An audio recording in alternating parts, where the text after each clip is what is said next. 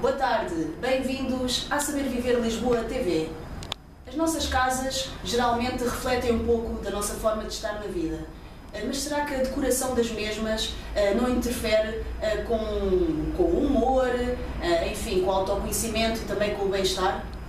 Nós vamos responder a essas perguntas todas hoje, porque o nosso programa será dedicado à relação entre o Feng Shui e, portanto, o bem-estar. Nesse sentido, estamos aqui na presença de Teresa Sousa, que é professora nestas áreas do Feng Shui, e também de João Borges, que é o diretor da Escola Nacional de Feng Shui e também é professor de Feng Shui, nomeadamente de Feng Shui clássico. Exatamente. Agradeço em primeiro lugar a ambos a disponibilidade para estarem aqui junto da Saber Viver Lisboa TV. Em primeiro lugar, e começaria pela Teresa. Teresa, muito obrigada mais uma vez. Um prazer nosso também. Obrigada. Teresa, o que é, em primeiro lugar, importa saber e esclarecer aos nossos telespectadores em que consiste de facto o Feng Shui, enquanto arte e não só? De facto, o Feng Shui é uma arte oriental, é uma arte muito antiga, portanto provém de facto da China e tem cerca de 5.000 anos. Portanto, as origens do Feng Shui remontam de facto a tempos já muito antigos. E o Feng Shui pretende de facto estudar a influência da energia nos nossos espaços, os espaços em que vivemos, em que trabalhamos. Portanto, no fundo, há essa preocupação, de facto, de estudar a influência da energia. E, portanto, o objetivo essencialmente é, no fundo, melhorar a vida das pessoas. No fundo, é o estudo da energia com esse propósito. Através da circulação energética nos lares, no trabalho, nos locais de trabalho, não é? Exatamente. A circulação não só no interior das habitações e dos espaços de trabalho, mas também digamos, nas ruas, nas cidades. Portanto, a energia influencia-nos mesmo, digamos, não só dentro das habitações, mas nas zonas que as circundam. Exatamente. E diga uma coisa, de que forma é que esta arte milenar, não é, o Feng Shui, começou a relacionar-se concretamente com a área do bem-estar e também da saúde? De facto, o Feng Shui é como já disse, uma arte oriental e que foi trazida para o Ocidente nas décadas de 80 e 90 do século passado. E, portanto, vem para o Ocidente numa altura em que o estilo de vida das pessoas e a prosperidade, no fundo, estão quase no seu auge, não é? Em termos das últimas décadas.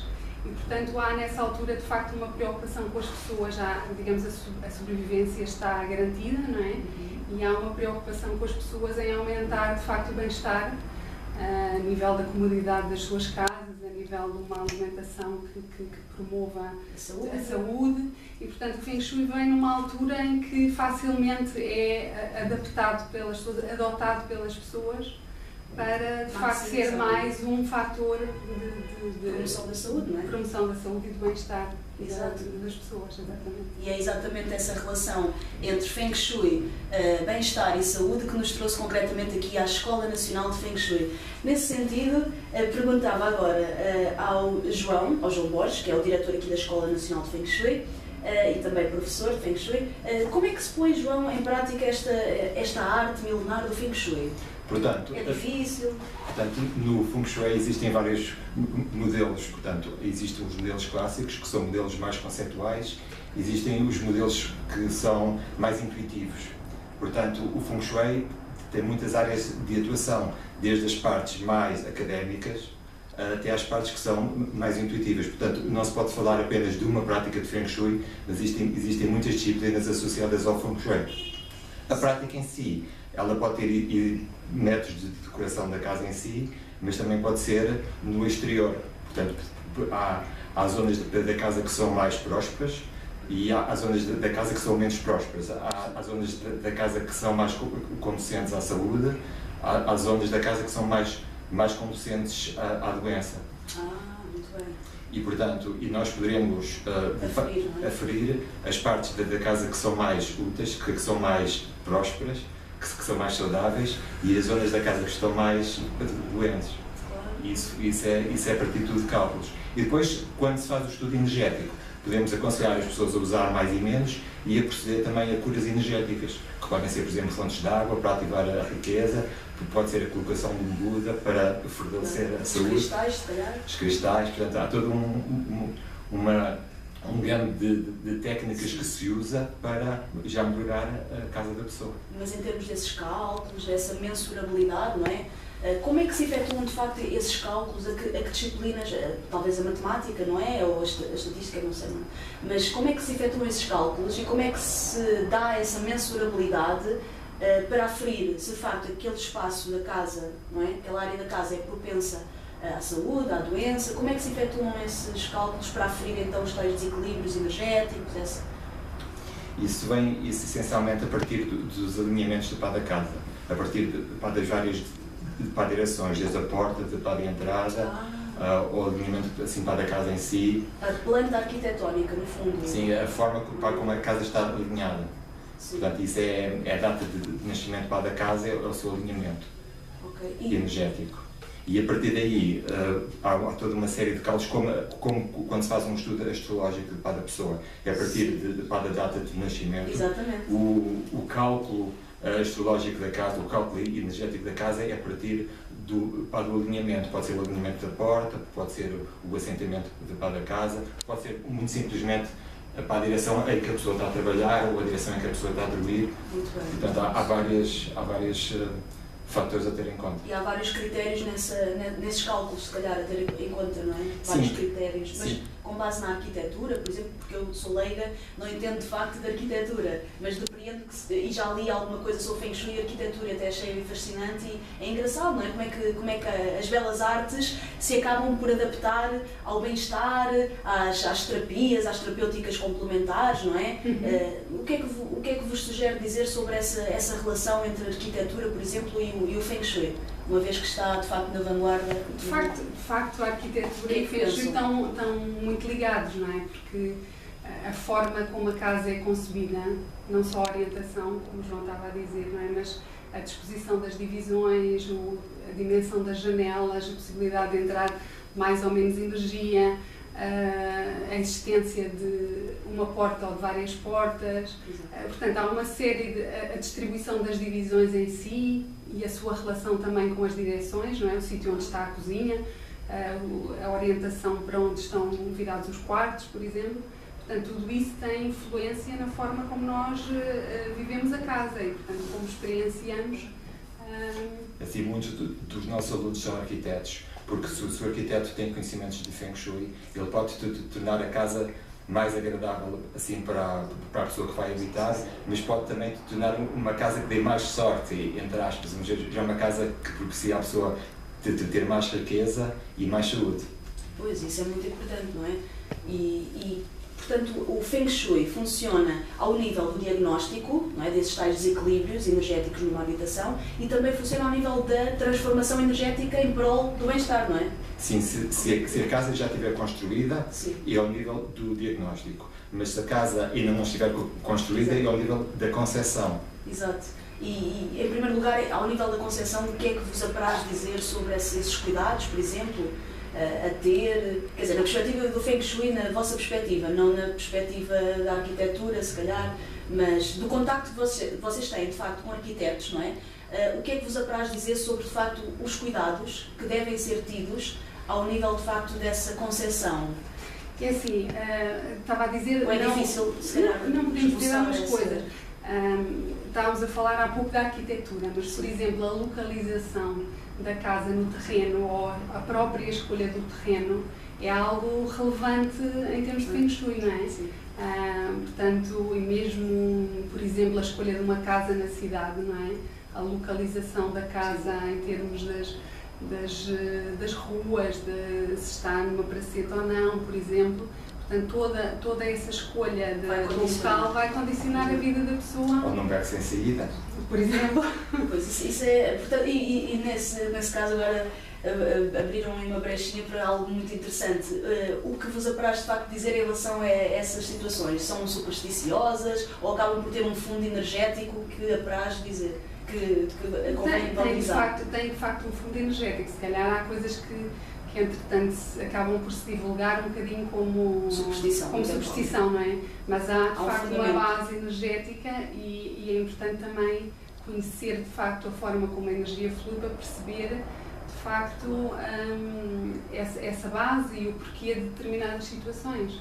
Mas, no caso em que estávamos a falar do bico, o bico é digamos, uma rua sem saída, não é? Portanto, será um sítio que terá tendência a acumular energia e eventualmente a estagná-la, não é?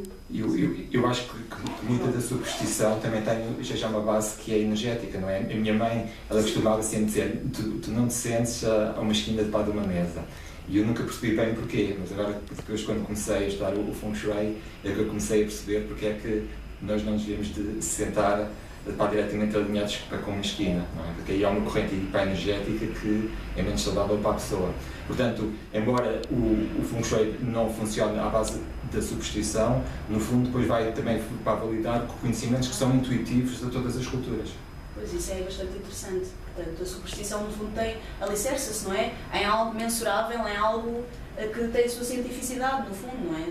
Já estudado, pelo menos, exato, já estudado pelos antigos e que, no fundo, que acaba por ser passado de geração em geração, não é? Exato. E diga-me uma coisa, no que diz respeito, falámos já na concepção de uma casa, não é? Para maximizar, de facto, a circulação energética, não é? Falando nas tais casas já construídas e onde são detectados eventuais desequilíbrios energéticos, de que forma é que se podem reparar, de facto, esses desequilíbrios energéticos, de forma a haver uma, entre aspas, autocura da residência, no fundo? O que é que me podem dizer sobre isso? Exato. O Feng Shui, de facto, tem várias técnicas e várias ferramentas, digamos, que permitem fazer alterações e promover, digamos, de facto, curas para problemas que existam. No entanto, as casas têm, de facto, uma configuração muito própria e existe quase um bilhete de identidade da casa. Portanto, também não se pode virar, digamos, a casa de pernas para o ar e dizer que uma casa que, por exemplo, tinha de facto algumas coisas muito más, de repente acaba por ser uma casa muito boa. Tem uma especificidade. Há ajustamentos que podem ser feitos e há muitas coisas que podem ser feitas para melhorar a vida das pessoas, mas a casa em si tem especificidades, tem o seu ADN, no fundo. Exatamente. Mas no fundo, uma das coisas que é interessante é trabalhar assim com o Feng Shui em vez de trabalhar com a astrologia, porque nós na Escola Nacional de Feng Shui também ensinamos a astrologia, mas temos muito mais área de intervenção em termos de Feng Shui do que em termos de astrologia, porque a pessoa quando tem já uma carta astrológica, essa carta está marcada, é muito difícil nós já mudarmos a sorte do destino através da astrologia, mas com o Feng Shui temos sempre a capacidade de mudar a nossa casa, portanto acho que é muito mais útil e dinâmico nós trabalharmos com uma coisa que podemos mudar do que com uma coisa que não podemos mudar. Portanto, a casa e a pessoa tem um destino que é ligado, mas é mais fácil nós mudarmos a nossa casa do que mudarmos a nossa carta astrológica. Pois, claro, isso é interessante, é de facto interessante. E ao mudarmos a casa, mudamos também a nossa própria vida, não é? Portanto, existe essa ligação. Como é que tudo começa? Portanto, lembramos-nos de alterar o lugar da cama, a posição onde a cama está, o sítio onde a cama está, um armário, limpar o lixo, tirar os papéis todos desnecessários. Como é que tudo começa? Eu sei que é um bocado... N coisas, não é? Mas... Exatamente. Existem muitas camadas e existem, de facto, muitas técnicas à nossa disposição. E, de facto, a ordem pela qual as vamos utilizar é algo também que vai depender de cada consultor de Feng Shui, e, portanto, vai depender da forma como cada pessoa gosta de abordar as situações.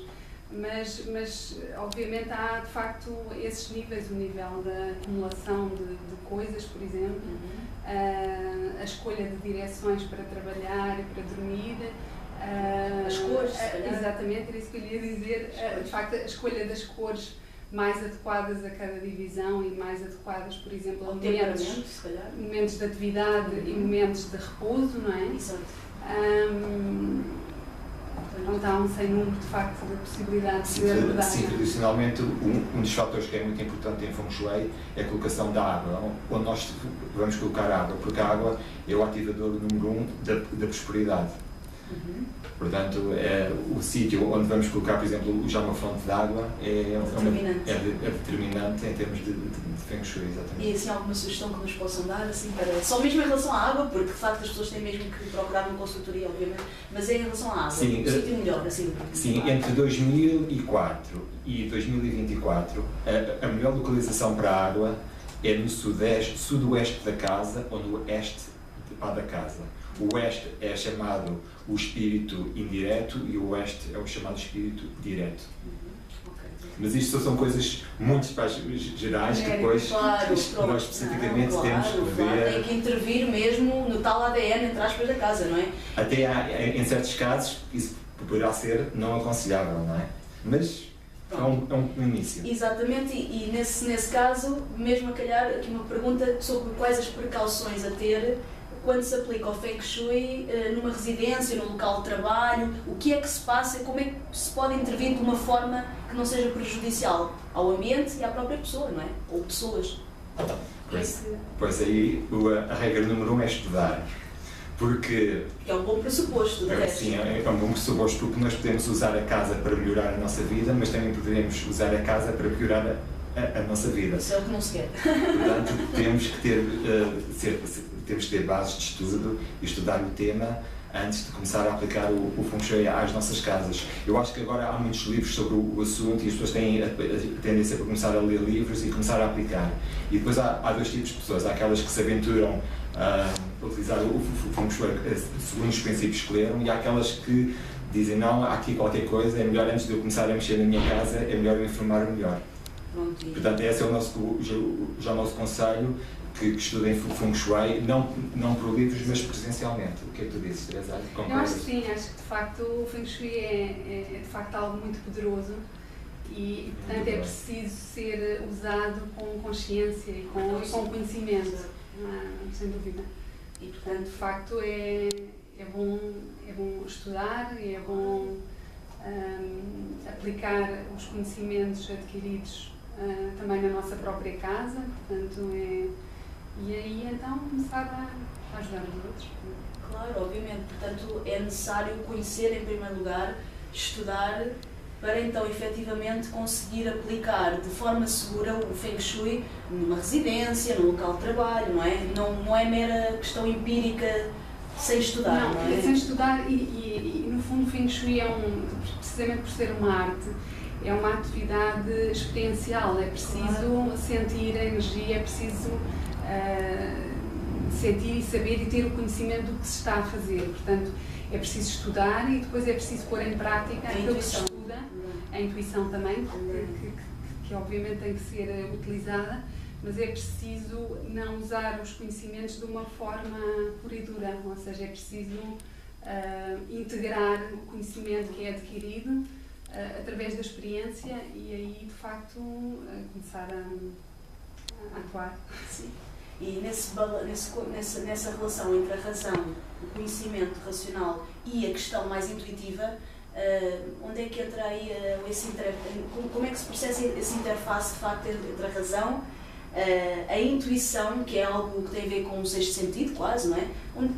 Onde é que isso... Eu acho que a validação do Feng Shui passa a partir da experiência pessoal. Portanto, nós vamos a uma determinada casa, aplicamos as técnicas de Feng Shui e sentimos a vida a mudar. Portanto, a consulta ela não acaba com o pós-conselhos, pois há todo um bom trabalho pós-consulta e de acompanhamento em que nós vemos a vida da pessoa a mudar. Portanto, se a pessoa teve já uma doença grave, será que ela está a recuperar para a sua doença? Se a pessoa tem perdas de dinheiro, será que realmente a sua vida está a ir num sentido de mais riqueza e saúde? Portanto, a validação vem depois com a experiência prática e com a validação dos conhecimentos, não é? Portanto, é o acompanhamento para os clientes.